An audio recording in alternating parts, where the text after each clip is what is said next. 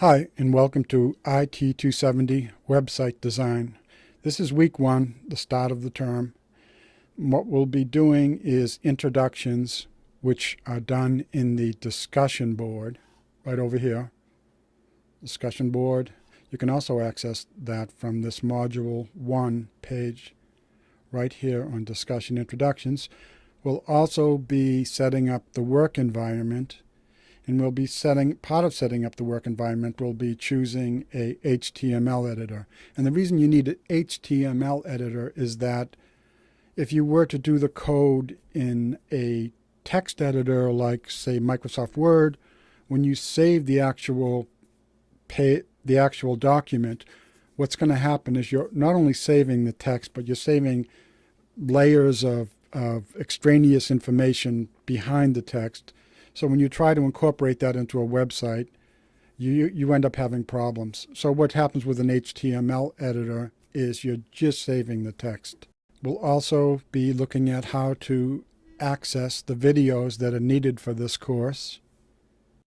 Milestone 1 is also next week. Milestone 1 is in week 2, where you'll be choosing what type of a site you're going to build and thinking about some of the components that will make it up.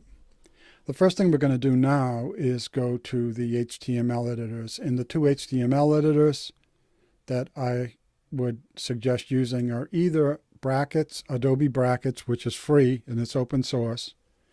This is Adobe Brackets right here. You see you have two pages, one for your CSS and one for your HTML.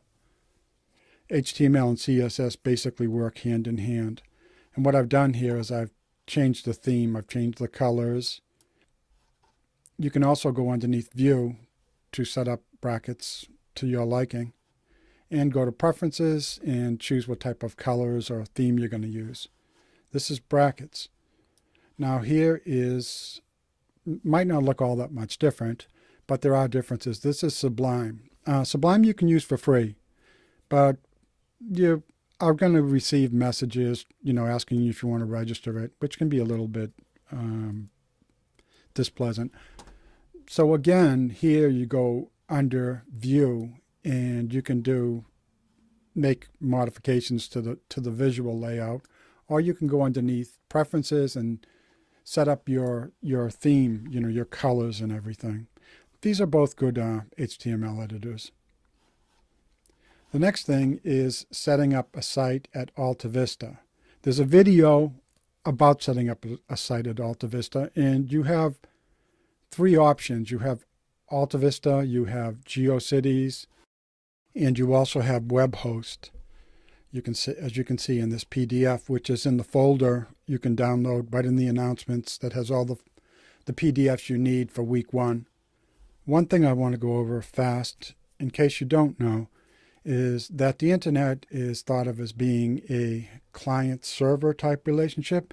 And this would almost be like being in a restaurant where you have a bunch of clients and you have the server, who would be maybe the chef or the people working with them, who when the client requests something, the server creates it and sends it out. So in this case, the clients are maybe a mobile device, a desktop, or a laptop. And the server is some big computer somewhere that has all this data on it. The one important thing when you're creating a website is going to be to have an index.html file. And the index.html file, whenever a site is requested, the browser goes right to the server and looks for the index.html file.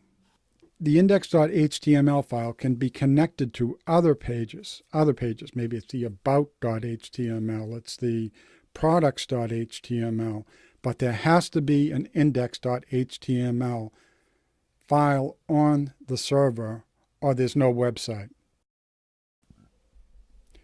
The videos you're going to need to access will be on Pluralsight. You can access Pluralsight just by going here, clicking. You won't see the same page I see because I already have an account created.